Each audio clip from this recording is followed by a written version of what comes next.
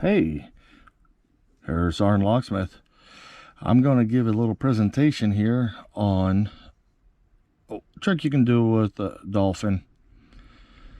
I normally do this when I use my key duplicator, but there is a trick on the Dolphin to do this.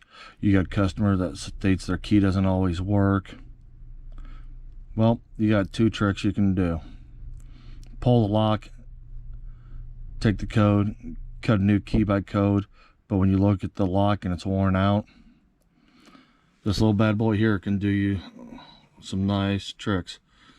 Right now we're actually using a Pontiac key.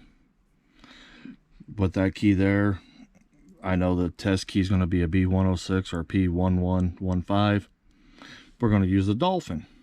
So once you got your app open up, I'm going to turn around and open up vehicle database, and when you scroll in here, there is not Pontiac anymore. So you'll need to go up to your Chevrolet, and we're going to go ahead Chevrolet, and when you scroll down, you'll notice it doesn't have them, but they still out there. So with that, go other. We're going to use, it's a double side 10 cut key, so we're going to go ahead and use the GM37. Click on that, tells you the clamp, tells you the position and all. We're going to do it by tip. Now that we have it, let's go ahead and tell it to decode. Continue.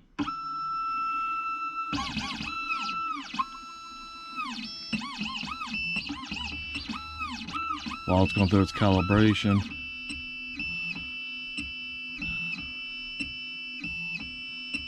those are done. Now it's pulling your codes, your cuts. I know this key here works. Okay, now that we've got that done, go ahead and look here. You'll have all your depths. So you want to turn around and click parameter. This is the micrometer side of it. You don't want to mess with the spacing. Right here you have your depth. Back your depth up. You back it up 5. You're actually putting more meat back on it.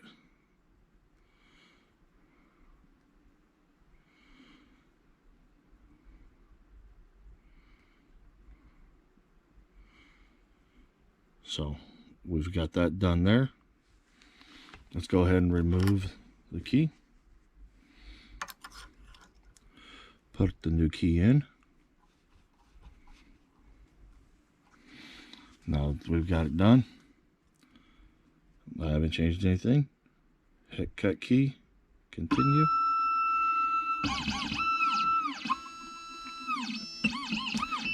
This is one way you can turn around and add some depth back to the key.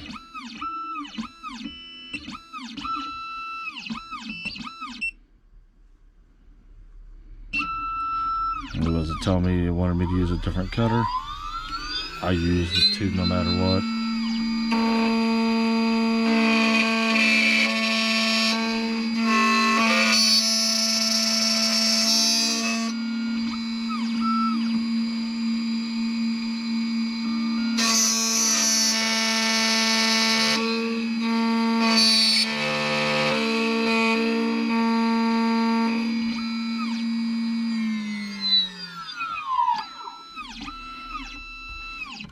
All right, take the key up. I want to leave it in plain sight.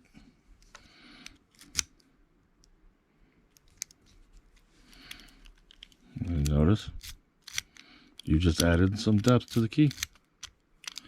So this is one little trick you can do on your duplicators. Depending on what duplicator you have, you can actually add to it. But hey, this is just a little quick tip on the old Xhorse. Thanks again for watching. Let's go ahead and be safe out there. go ahead and hit that like button, subscribe, give me a thumbs up if the video helped you out. Leave a comment if there's something you disagree with on here. And hey, we're here to give each other a hand. Thanks for watching.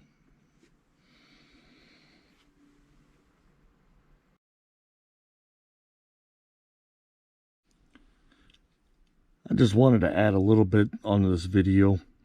So if you're watching it, hey, thanks for watching it to the end and then some. There's going to be one problem I've ran into by doing what I just showed you how to do. On your little machines here, they're pretty much CNC machines. You can do a little bit of adjustments and a little tweaking to them.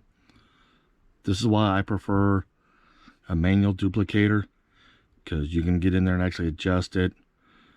I know that the cordless one that we use by Xhorse, you got a little micrometer on the side you can add to. You can take the jam nut, Allen, loosen it up. That's where you're going to get into tweaking them. But remember, this comes with time and experience. If you're going to do this, make sure always leave more, because you can take some off as you go. You know the old saying, you know, measure twice, cut once.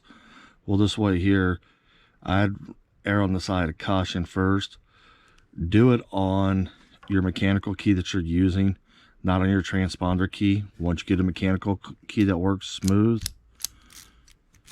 then turn around and add it to your transponder key. Because once you do that, it'll save you money and heartache. It might take a little bit of time, but this is just something, a little bit of advice.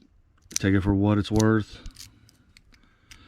But thanks again for watching this far, and let's be safe out there.